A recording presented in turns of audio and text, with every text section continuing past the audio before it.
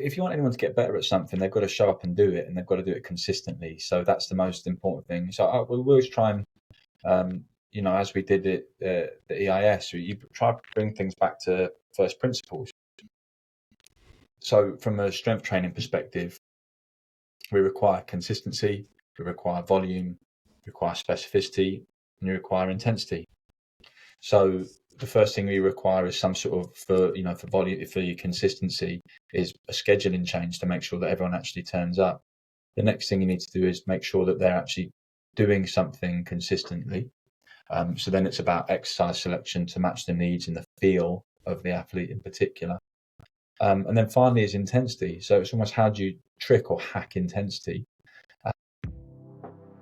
Hi there, and welcome to the Supporting Champions podcast. Now, my name is Dr. Steving. I'm a performance scientist by trade and training. And in these discussions with performance experts, practitioners and performers, I explore how we deliver performance, how we support others to perform, and the underpinning knowledge and concepts at play. I really hope you enjoy the conversations from today's episode or from the back catalogue. And if you do, it'd be great if you can take a chance to like and subscribe to the channel, or for the audio, take a moment to leave a review. It really helps the show. Right, let's get into the discussion. Today I'm joined by Ben Rosenblatt. Now, Ben is a highly respected sports scientist, strength conditioning coach and leader of performance systems.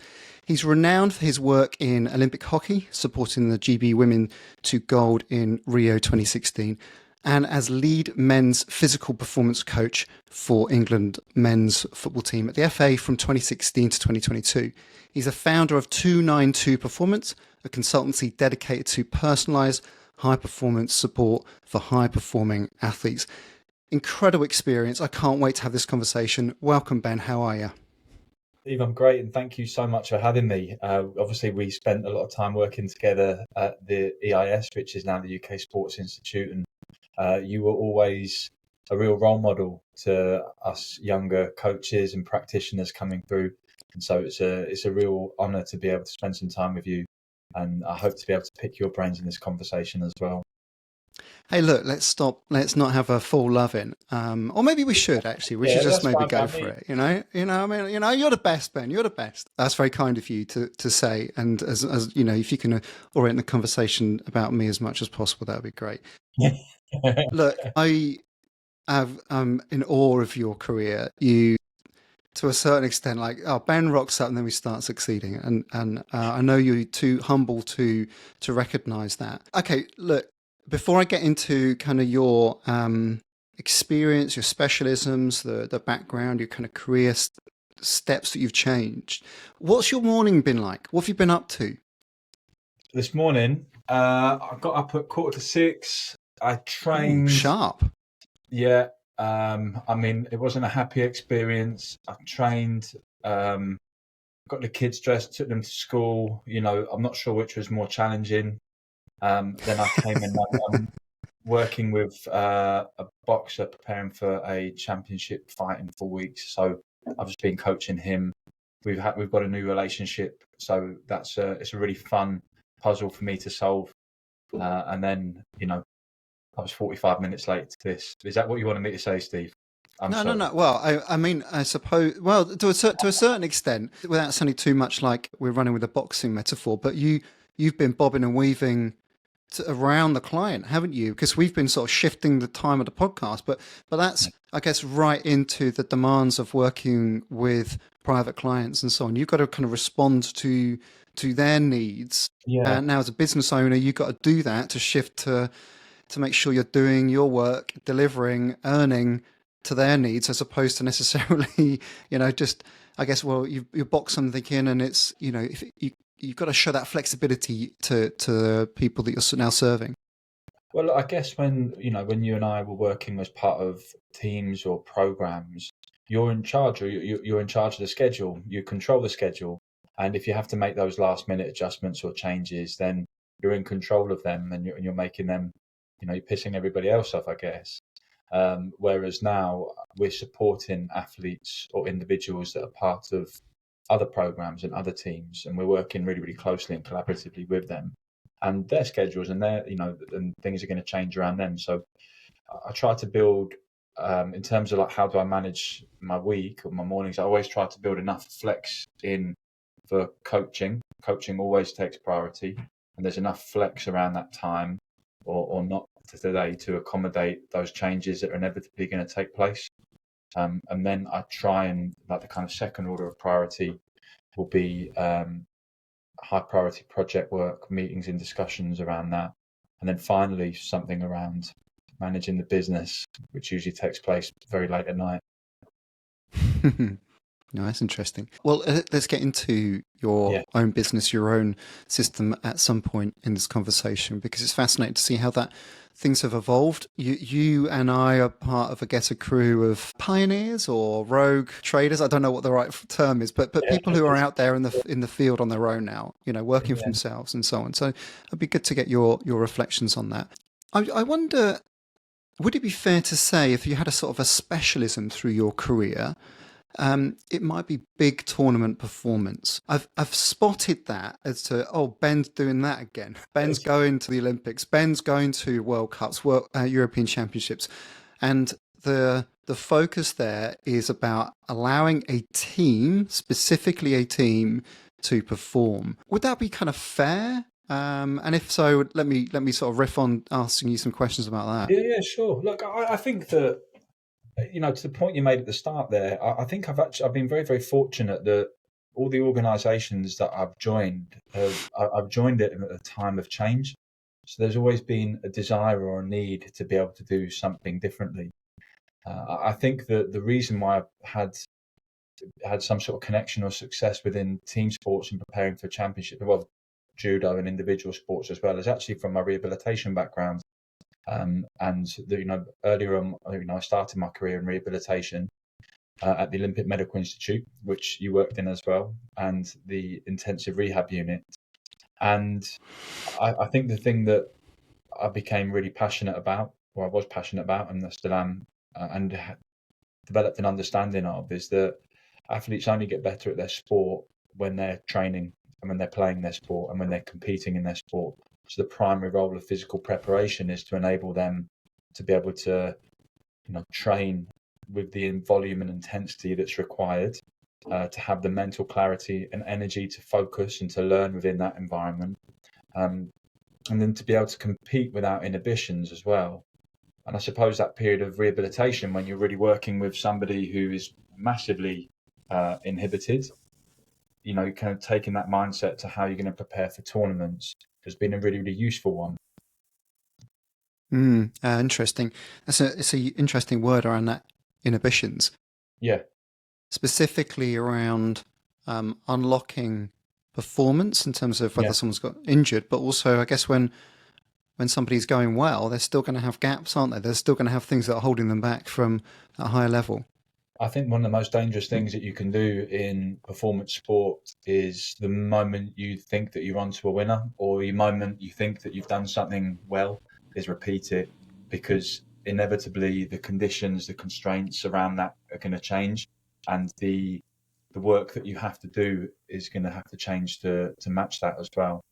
And obviously you're competing against the rest of the world, and if you've just won something or been successful, then they're going to catch up pretty quickly as well. So you have to do something different. You have to change things in order to be able to remain competitive.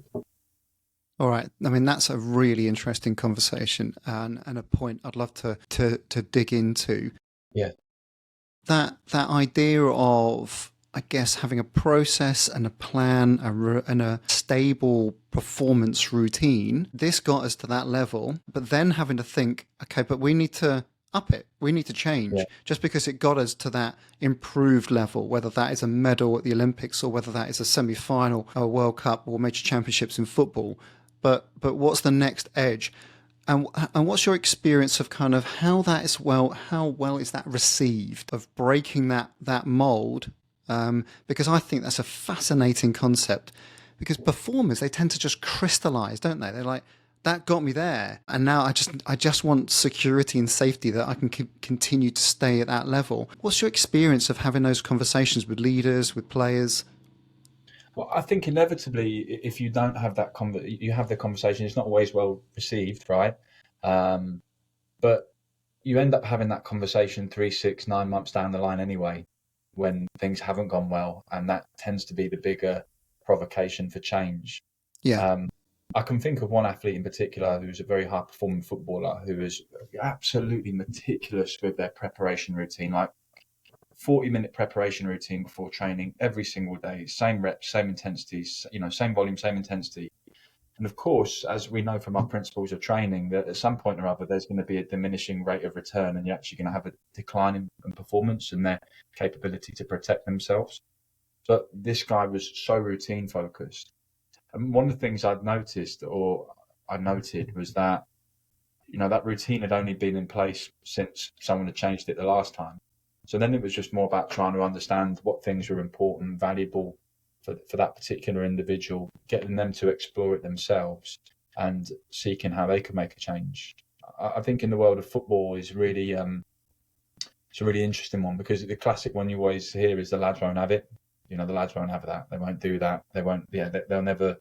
And, thankfully I've been around for long enough. I've seen when heart rate monitors started to come into football and the lads would never wear them. I've seen when strength training was introduced into football and the lads would never lift weights. I've seen when GPS came in, ice baths, and all the time the lads won't have it until they did, and they changed their performance behaviours and rituals and routines as well. So I think it's about creating a compelling story, a compelling narrative. It's about being brave, I think, as well, just spelling out why this is really, really important. And the other assumption that I always try to make with high performing athletes is that they're there to master themselves. They want to improve themselves. They want to get better. They want to perform to their best.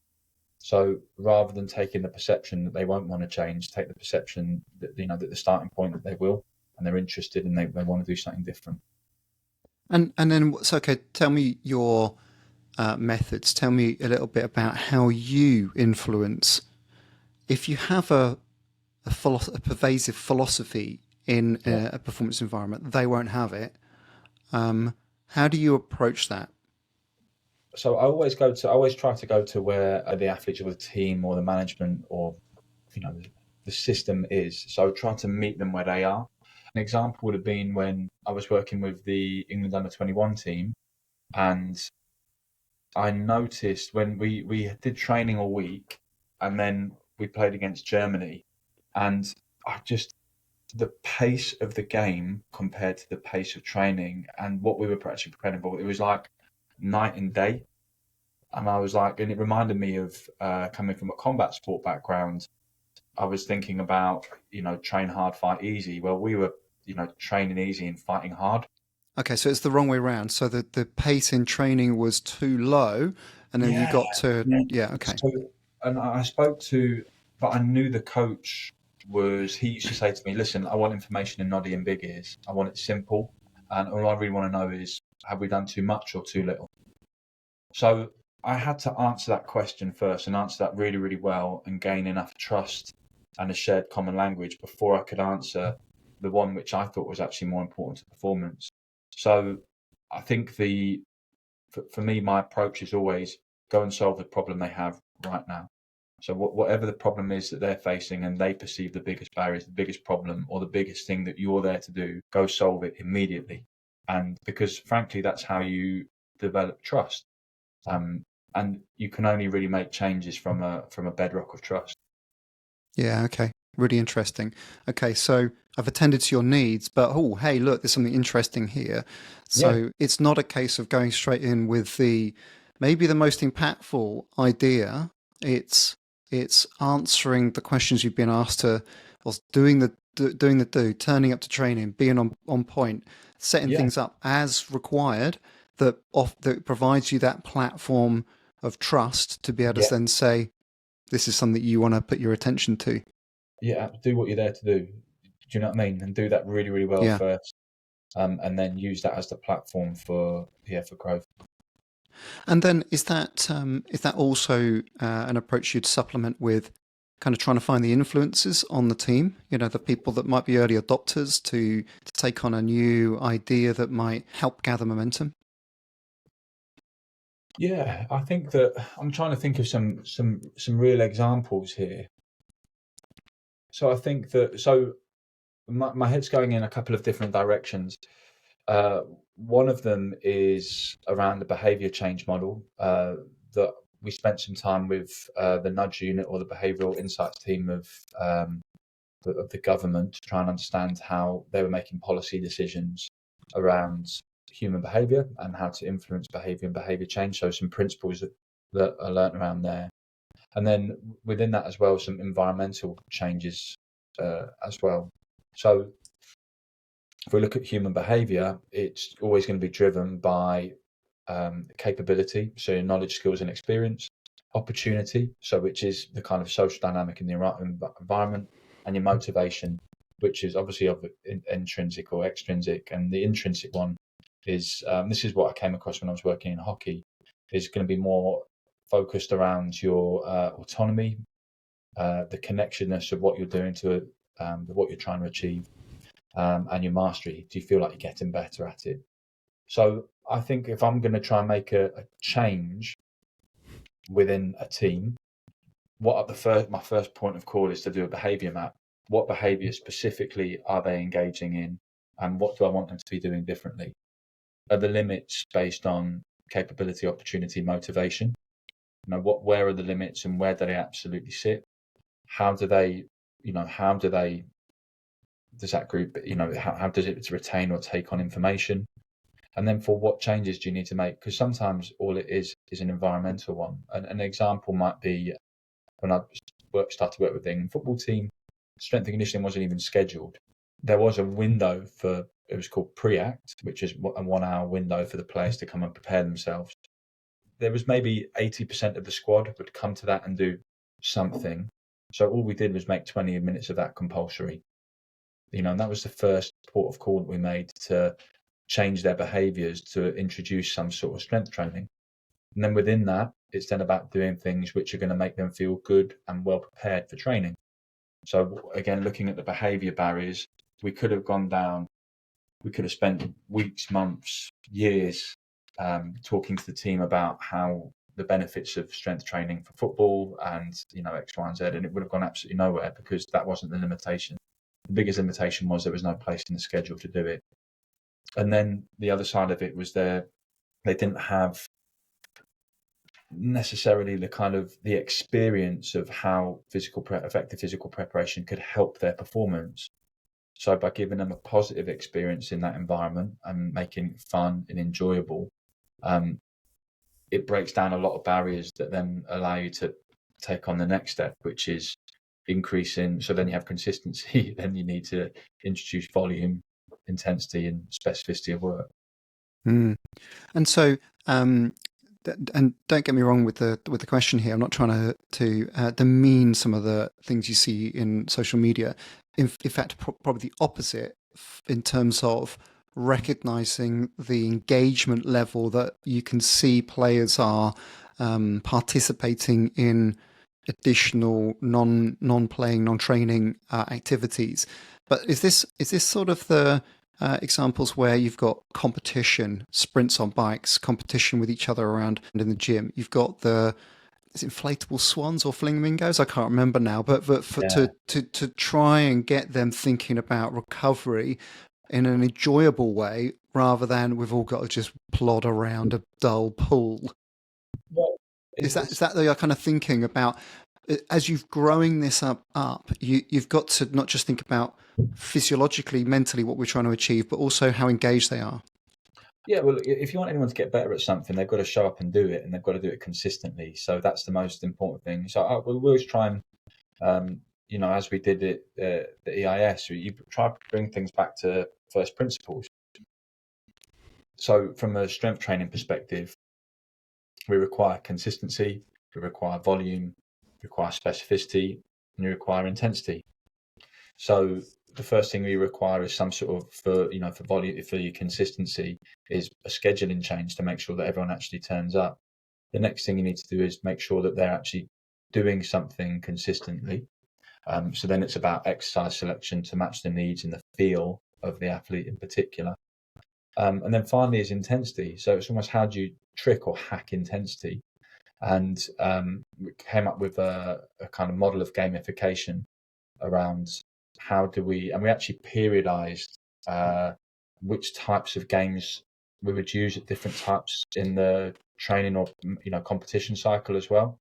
By kind of learning from experience more than anything else, I recognise that the lowest level of competition you're going to have is you versus you. So if it's okay, you've got last time you did this, you lifted 30. Can you do more today? That's you versus you. The next one you get is you versus me. So if you and me were having a bit of a competition between each other, Steve, our level of intensity would immediately increase. The next one is team versus team. If you've then got some sort of social accountability to your friends or to your teammates, you can't let them down. And then the final one is, which it really, really raises the roof, is you versus you in a team versus team environment. So you and I are in separate teams, but we score points off by, points for our team by beating other people individually. What I was able to do is almost what you have there is almost like a percentage intensity. So, you're going everywhere from 70% or 60, 70% all the way to 100% intensity. So I was able to periodize the intensity of training based on the type of game structure or game model that I was going to use in a strength and conditioning environment. I think, using the recovery example, the big principle there is how long can you keep them in the water for? So we did lots of, there was lots of other different things that Bryce Kavanagh put together and we all put together, which was mostly just all focused around how much time can we get them to spend in the water. And, if there are novel inflatables, we had water balloon fights, which actually was a bad one because half the team was out the pool getting thrown with water balloons getting thrown at them. Half of them were in. And I was with GB hockey. We used to do synchronized swimming competitions. So it's just more about like what things can you do to create the behavior change that you need. Yeah, I think this becomes another level. I think this type of approach where it's gamified, but there's fun aspects, which means that people start talking about it. They have banter around it, as opposed to what I would perhaps observe as overly sophisticated protocols that are planned to a level of minutiae that you end up having to have a project manager to be able to deliver it. But and then it's just no fun because it's over scientifically valid, if you like, but people just don't like it. They don't want to come back. You need to have it. You need to engage in something to be able to, I think there's a couple of things. One that, like, I always think about certain athlete behaviors, like flossing your teeth. Everyone knows they're meant to floss their teeth, but how often do you actually floss your teeth? Now, 2 or 3 times a week for me, although I know I need to do it every single day. And certain preparation behaviors for athletes are like that. There are going to be some things like, listen, if you want to make sure that your body's in a great position to train, you're going to need to stretch before you go out there. You need to do some preparation work, and you're going to need an individual routine. You need to follow it. It's going to be boring, but you got to floss your teeth. You got to get it done if you want to stay healthy. And then there's other ways that I think there's other things you can do to, like you say, to try and, I think some of it as well is just releasing tension and pressure within the environment as well, and getting people competitive, getting people making sure things are fun and enjoyable, and getting them engaged in things they wouldn't necessarily ordinarily do. So I think it's understanding what the balance is there. Like an example. Maybe a nice example of this is ice baths. We do this with the younger players. So I had a sack of egg timers, all the same color, but some egg timers lasted 30 seconds and some lasted 10 minutes, and it was a lucky dip. So you get in the ice bath, there'd be 10 goalkeepers. Yeah, it was 10. We did it on the goalkeeping count. There's 10 goalkeepers in the ice bath. And it was lucky dip, and they each had, put the egg timer up, and some of them, right, you can go out now, and some of them be sat there, for ages. So it was kind of fun, and it wasn't fun if you got 10 minutes. But the end game, and maybe this is more an important point as well. The end game was making sure everyone goes in there for 10 minutes. Inevitably, if you go in for 30 seconds and your mates are still in there, you probably hang around for a little bit longer anyway. And what it will do is reduce the barrier for entry to going in. I think maybe a more important point on reflection and listening to myself speak there is actually having the end game in mind and going back to the original point, which is meeting the players, meeting the athletes where they are, meeting them where they are, and then having a complete clarity on where you want to take them. But as soon as you meet them where they are, you can then start moving forward. And that might be relevant to the kind of next sort of angle here, or the next question, in that you've mentioned, I guess, training-based, introducing S&C into the program, recovery protocols, pre-training routines, and so on. How about that question in terms of, how do you approach big performances, big competition performances where you've got multiple games? A bit of a hint as to what goes into the planning for that, and how, again, you've changed the approach to where it was and where it is now. I think I've been very fortunate. I've worked with some exceptional leaders who have taken a real strategic approach to this. I think so. The first port of call is always trying to understand the first question I always ask for any coach, any athlete, or any organisation that I'm going to start working is how we're going to win. How is this team going to win? Ben, that's really interesting. Then that approach, and maybe it's similar, but back to that idea around competition performance. The examples you've given there are sort of on the training pitch, introducing S&C, recovery protocols. How do you change the conversation, or how do you make sure you're planning appropriately for big competition performance? So, I've been very, very lucky and fortunate with some of the great leaders that I've had, that I've been able to work with. And the first question, and they always seem to have some sort of clarity on how this group are going to be successful. And for me, as a coach, or a leader within that group, it's my responsibility to try and excavate from everybody what our kind of theory of winning is. So not from an academic perspective or a kind of textbook perspective, but this team in particular, what are the demands that are going to be placed on us if we're going to be successful? An example of that would be the Olympic hockey team. We were going for days to 8 matches in 13 days. So we're increasing the Rio Olympic Games. So then the question became how do we prepare this team to make sure they're physically prepared to win 8 matches in 13 days? What's our strategies going to be around helping them, make sure longer term that we've got the opportunity to prepare them for that. But secondary as well, how do we keep them going in competition to make sure they're well adjusted and adapted to that as well? Another example of that team as well. Okay, well, let's look at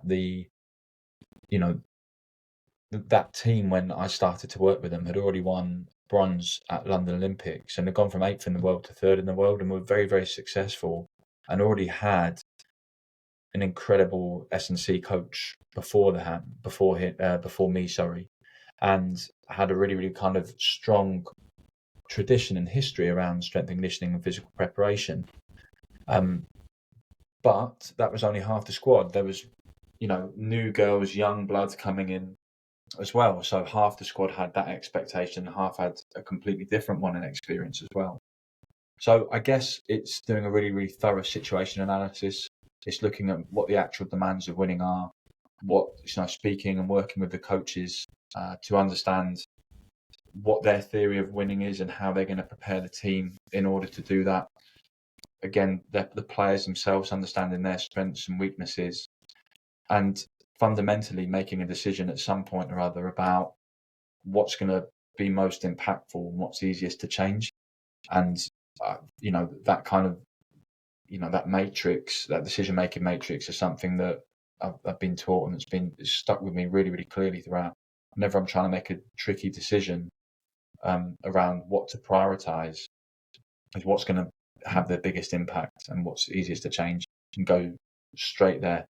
And that's that whole thing of meeting the athletes or meeting the group or the culture where they are, Okay, so I label that high reward, low effort, or low complexity. And do you focus that in terms of implementation or receptivity to the ideas, or how simple it is to deliver it? I think it's everything really. It's it's a theoretical model that impact these, or reward and effort. So you can put whatever you want on either of those matrix, either of those Yeah, or axes. risk. It might be high reward, low risk. As you might Yeah, focus on and sleep, for example. yeah, exactly. But then it's like, is that the biggest problem that you're trying to solve? So I think once you have your kind of theory of winning, and then you also have a really, really thorough and detailed understanding of the constraints of uh, the environment, the team, the competition, like, everything around that, you're then in a position to go, right, okay, these are the 5 or 6 things that I think are going to help us win something, which is from a physical preparation perspective. And these are the 5 or 6 things that I can do right. These are 2 or 3 things I can do right now, without any challenge or change whatsoever. And these are the 2 or 3 things which are going to require, a change, or, people to view things differently. So then we need to spend more time and longer time, and give ourselves a longer term time frame on that. But we need to go and deliver this stuff here. And I think that, like I say, the quick wins, the easy stuff as well, must fit into meeting the athletes and the coaches where they are. You need to solve those problems first for them, because that gives, like I said at the start, that gives them trust, and confidence that when you come to them with, look, I think I've solved this other problem, they know that you can go and solve it, or they're listening, they're receptive. I like that phrase, meeting athletes where they are. I think that I often see practitioners bidding for people to be undertaking programs that they are not doing. Yeah. And they want them to start that. They want to copy the champion, or that might be their entry point of, I need to get there. And practitioners saying, right, we've got to completely turn things around, and then people get sore or they get injured, and they are doing things that disrupt, perhaps not in a good way. And so actually, starting where you currently are, and then there's obviously a lift off to adapting and changing the training program and coaching them along the way. I love that phrasing. So can you give us a couple of examples? A few examples of whether hockey or football that you go, actually, you know what, this is something that we've reformatted or changed as a consequence of taking that performance backward approach. Yeah, I think a nice example is that is it's probably the strength training culture within the England football team. And I know it's a couple of examples that I've used because it was such a significant cultural change to make. So when we look back, okay, so they weren't doing anything, or that's unfair. They weren't, as a squad, they weren't doing anything with consistency. So if we look at what the adaptations to strength training are, like, when do they take place? They don't take place in one training session. The only thing that takes place in one training session is either some sort of neuromuscular priming, or some sort of neuromuscular fatigue, and possibly some muscle damage. So, but the adaptations, the positive adaptations to training, take place over 2, 4, 6, 8, 10, 12 weeks, years.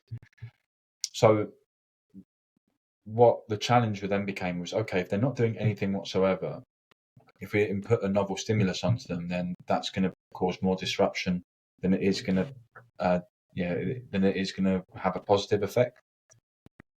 But if we can accumulate work over a period of time, then over that time they'll become stronger, and as a consequence more robust, more resilient. I would say the big problem we had actually was that we weren't able to get the same squad on the pitch every single day to train. So we had a massive problem with resilience that we were trying to overcome. Like, can we actually get them out and training every single day to give ourselves the opportunity to prepare effectively? And that's why we were doing strength training. If we didn't have that resilience problem, we might not have spent any time over here. So can I decode resilience problem as in people picking up niggles and injuries? Yeah, definitely. Yeah. If you want to have half a chance of being successful as a team or as an athlete, you need the opportunity to train together every single day.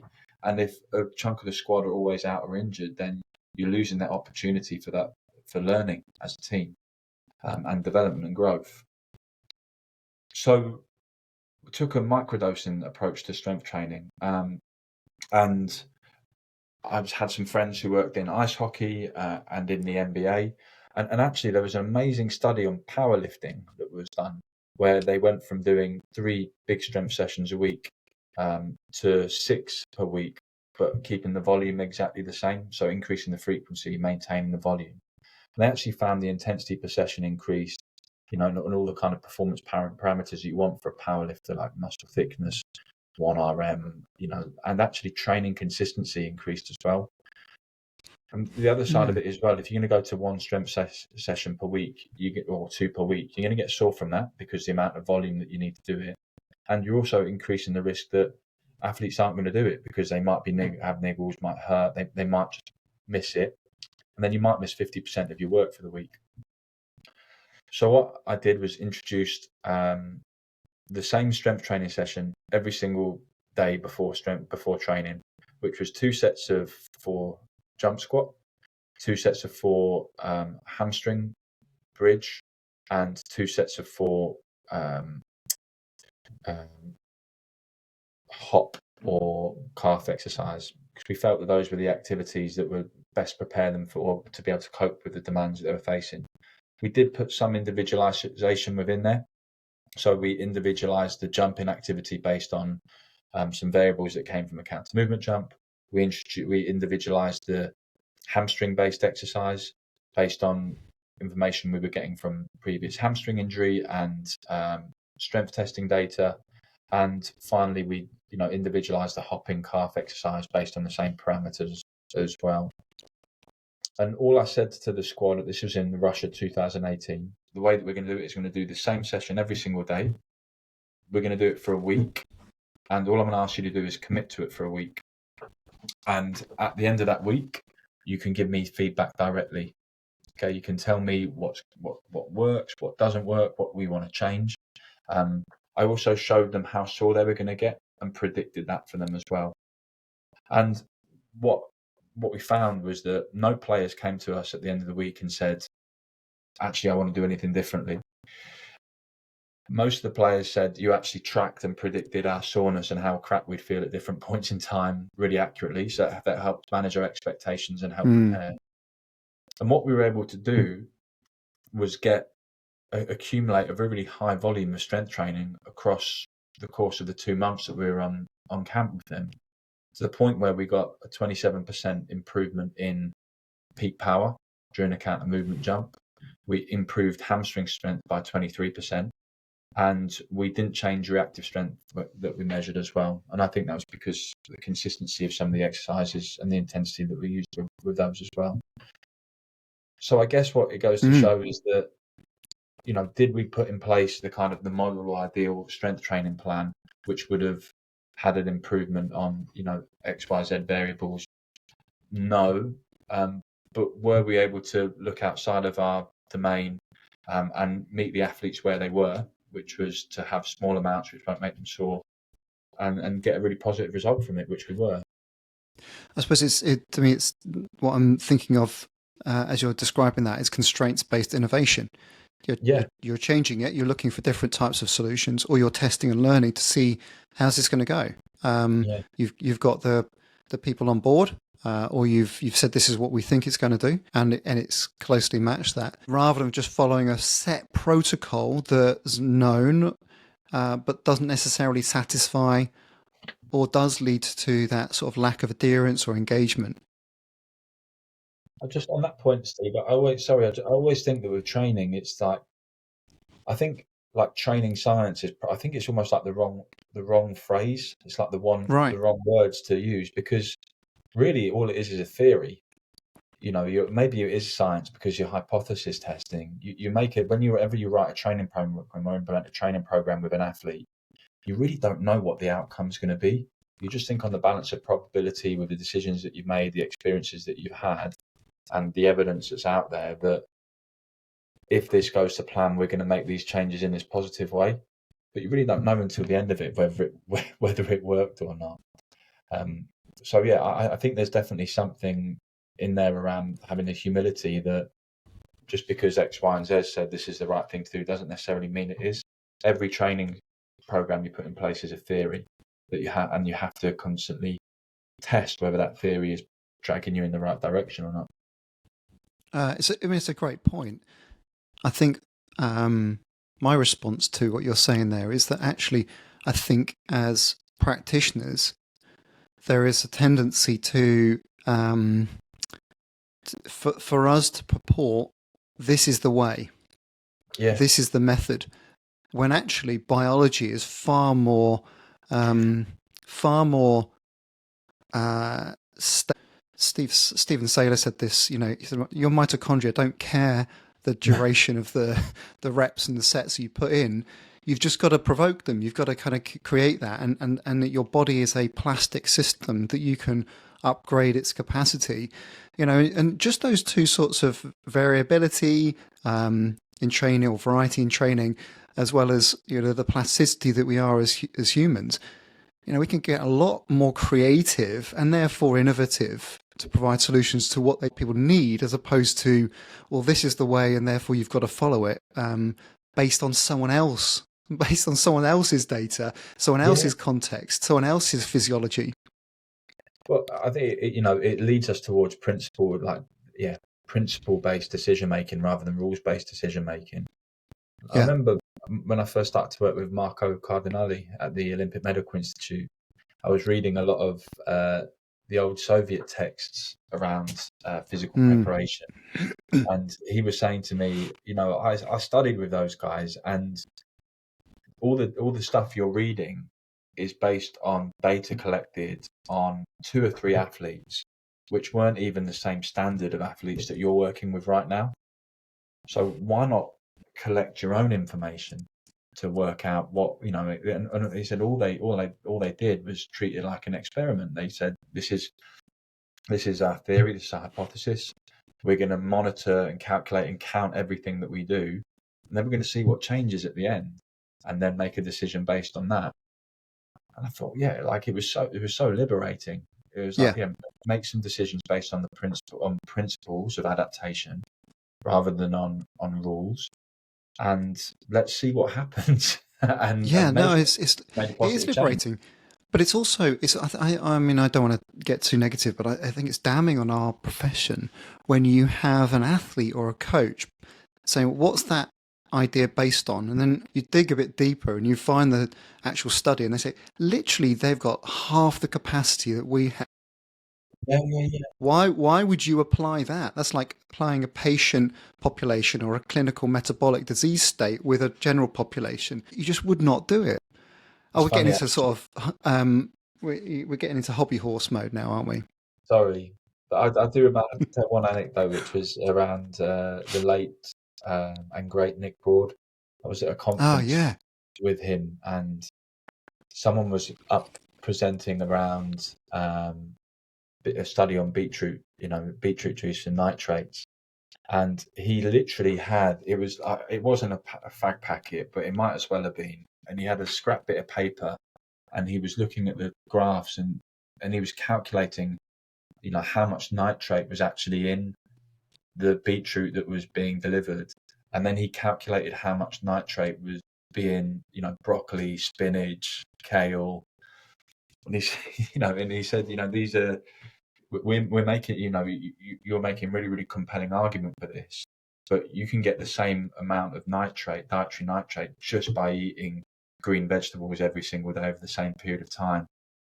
And surely our first port of call should really be, rather than putting in this intervention, is assessing the athlete's diet and making sure that they're eating an appropriate amount of green vegetables. No, it's a similar anecdote, and one of my favourite memories of Nick. I remember doing a kind of expert conference, and there were eminent professors making the argument for carbohydrate supplementation. Go, fantastic, okay. And then the next one came up and said, we got to make sure that we prioritize protein intake. And we were like, yeah, okay, fantastic. And then someone said, actually, if you combine carbohydrate and protein intake, then you can accelerate protein amino acids into the muscle cell. And then there's a valuable argument for including fats in your diet. And we just looked at each other and just went, so like a normal meal. Eating, yeah. Wow, we've gone from sort of mashed potato and chicken with mashed potato with something, nutritious along the side of it. That's brilliant. Right, let's stop ranting. Yeah. So can I just ask you about that constraints-based thinking? I don't expect you had the same sort of issue with Olympic hockey, where you've actually got more time with them. The lead into an Olympics is much more sort of protected. You've got the players engaged. Club commitments start to reduce and so on. But with England, with pro football, with big competition performances, there is a limited window. And the best players tend to perform later into the season. And so the capacity or the time that you've got to sort of turn people around from end of season fatigue to performers.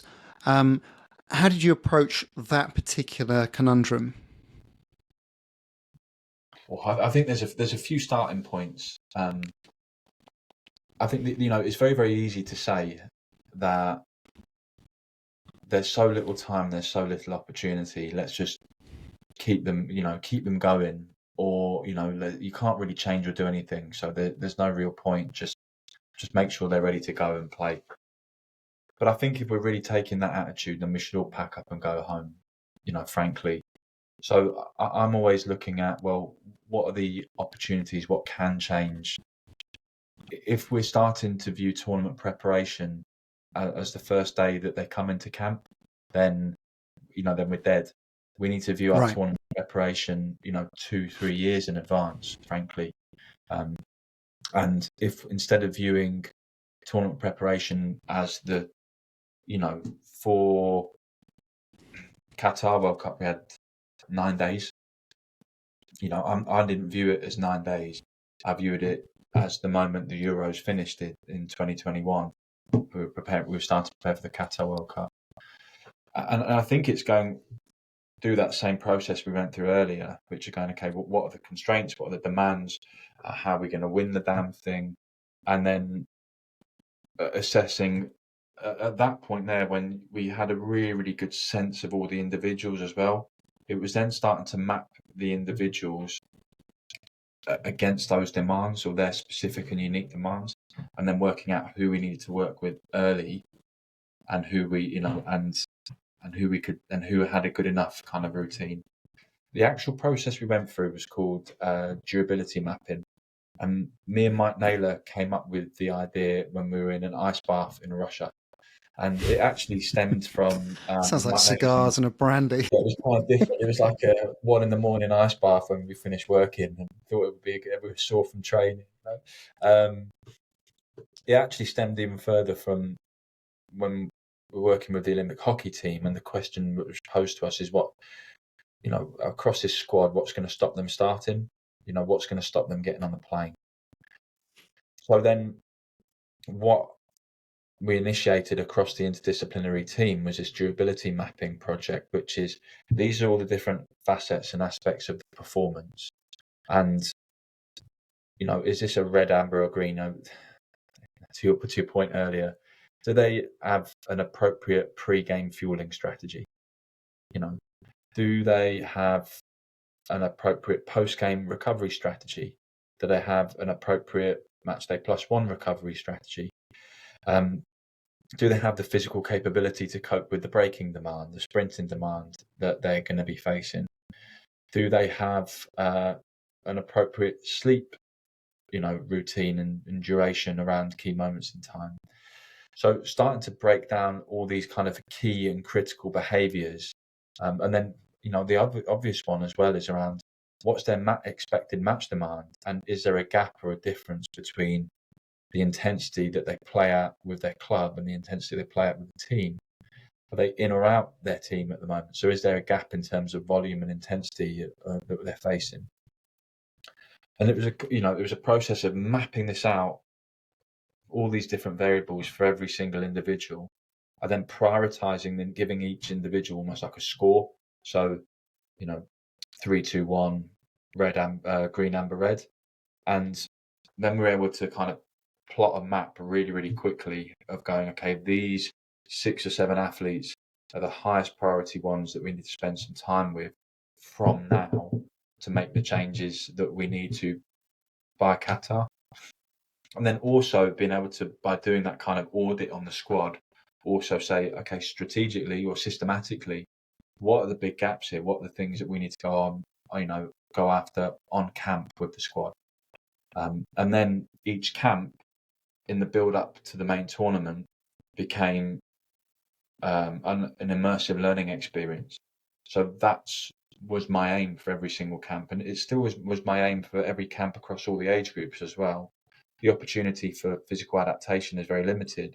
There's a huge opportunity for immersive learning experience. So then it was just plotting out over the year and a half from the Euros to Qatar, what learning experiences we want the athletes to have within that period of time, how we were going to know whether we were going to be successful, and then having some fun around what was the best way to deliver it. We recognised that standing up and delivering presentations all the time was boring and crap. I get bored listening to stuff that I enjoy listening to. So let alone what these guys are going to have when I stand up and talk to them again. So we had to think of really innovative ways to get that across. So I've given you a really, really long answer there, but effectively that was the process we went through. So what it meant was by the time we got to Qatar, there was really only 2 or 3 players that we had some sort of concerns about that weren't necessarily ready.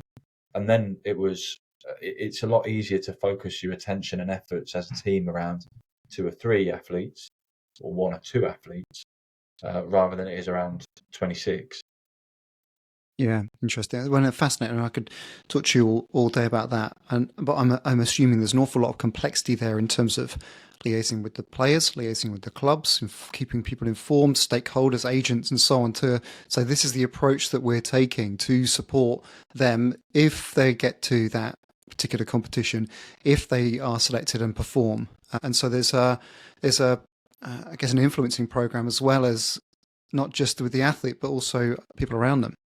We got the player based on the durability map. We showed them to the players, and we got the players to set goals after that in November, and then in December we sent them Christmas cards with their goals on them. With a little goal on a bauble or something. Yeah, it was the 3 lions with a Santa hat on. I love that. We've got gold, frankincense, and improve your reactivity. Yeah, improve your breaking strength and eat more carbs. Yeah. Hey, look, I know we haven't got much time, but look, tell me a little bit about 292, your new business. How did it start? Why is it called that? What's your mission? Tell me about it. So 292 is the alphanumeric conversion of an ancient Hebrew word, which is ruach, and that means your life force, your spirit, and your energy. And that's always been something which has meant an enormous amount to me, and that's why that's what I want to live through my company. So that's why it's called 292. Wow, I have massively assumed that you've just gone, you just added something up. That is so much deeper than I thought. God, you disarmed me there with some deep Hebrew philosophy. Yeah, it is. That's really powerful. Yeah, it is. Yeah, so it's a strong motive that whole ruach is part of my personal identity as well. That's it's kind of who I am. That's what I'm all about. So yeah, and I have an amazing team of former and current athletes as well. Actually, I'm really, really passionate about helping athletes transition into life outside of sport. Although it's not really outside of sport, but like after playing competitive sport. And fortunate enough to work with some incredible coaches as well who are coming on this journey with me. And we're having a wonderful impact with a series of very, very high performing athletes and individuals from a diverse set of sports and backgrounds as well. And the thing that I, I am most happy about, I guess, well, we've had a couple of fun things. We did a training camp in Ibiza in the summer, which was incredibly fun, and the players, footballers, are all there all had a great time. And probably the thing I'm proudest of the most is that the feedback we're getting from the clubs and the sports organisations that we work with is that it is really, really positive in terms of how we share information and how we work collectively with them to help solve the problems that the athletes have. And there's I suppose for a lot of pro athletes, you've mentioned a boxer you're working with, and so I presume that you are locked in as their strength and conditioning provider, for example. But a lot of pro footballers will have their own systems. We've got this sort of potential rise of the external provider now, where there's if I these are my words, not yours necessarily, but I suppose not every club is going to be able to provide full, extensive, comprehensive support for every player. They're going to have limited resources for performance units. What's your observation about the appetite there for pro footballers to take more responsibility for their own progress and performance? Well, what I would say is that I've been asked this question several times actually, and it's always built on the assumption that there's a rise in external support for athletes outside of their, Yeah. the sports organisation. And I mean, I've experienced this for 20 years. When I worked at the Olympic Medical Institute in the intensive rehab unit, we were the external support providers, but from within the system.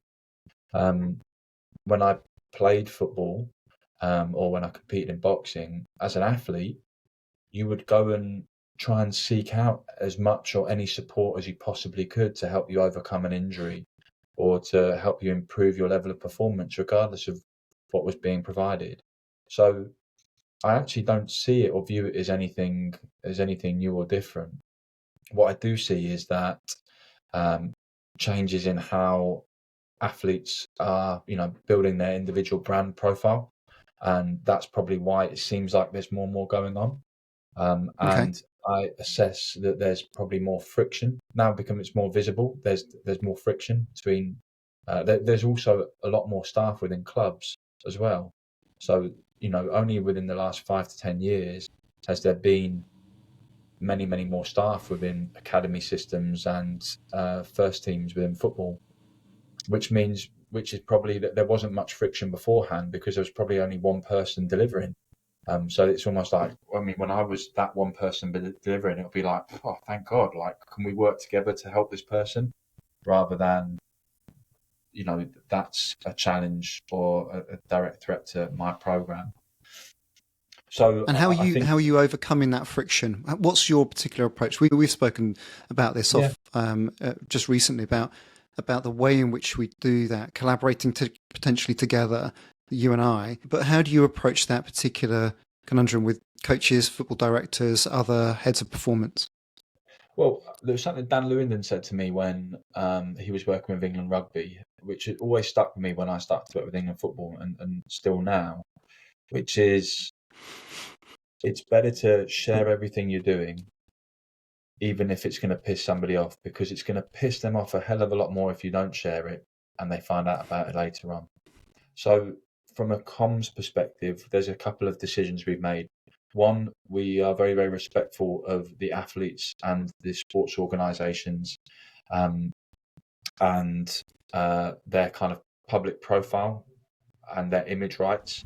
So we won't, without express consent, be posting stuff online about the athletes, um, because we want to kind of preserve their confidentiality, protect their identity, and also we don't want to be disrespectful to the people that they're working with on a day-to-day basis. So that's number one. The second thing is that we have a really clear with each club or team that we work with. We have a very, very clear communication structure with them. So, we will always share every single rep of what we're doing. Everything we do will be shared, as long as the athlete's comfortable with that, first and foremost. And the intent is to be able to build the program together. So we will meet on a regular basis. We'll have an agenda for our meetings. We'll have a record of that. And we're getting to the point now where we're going to start sending out monthly reports to the clubs and organisations as well in a systematic manner. So there's a record, there is direction of travel, and trying to create a platform or an environment that supports collaboration and connection as well. Yeah, amazing. Hey, look, I'm so excited for your business, and if anyone's interested, have a little look at 292performance.com. Is that right? That's right. Yeah. Thank you. Yeah, and you're on Instagram, Twitter. People can all look you up there. I'm spending less time on Twitter at the moment because it's been it's a bit hateful at the moment. But yeah, it's just not. It doesn't fit with your. Getting athletes into sessions. They've got to have a good experience. It's got to be positive. It doesn't quite conform with that, does it? No. Yeah, correct. Well, look, thanks so much for having me, Steve. Yeah, love chatting to you, Ben. Thanks so much, and I'm wishing you all the best with your new business. I'm looking forward to collaborations along the way. I was speaking to a performance director last week, and I mentioned your name, and he just said this. He said, "Quality person, quality professional, quality practitioner," and I couldn't agree more. So thanks so much for sharing all of exactly that on this discussion. I don't know who that would be, but thank you very much, Steve. That's much appreciated.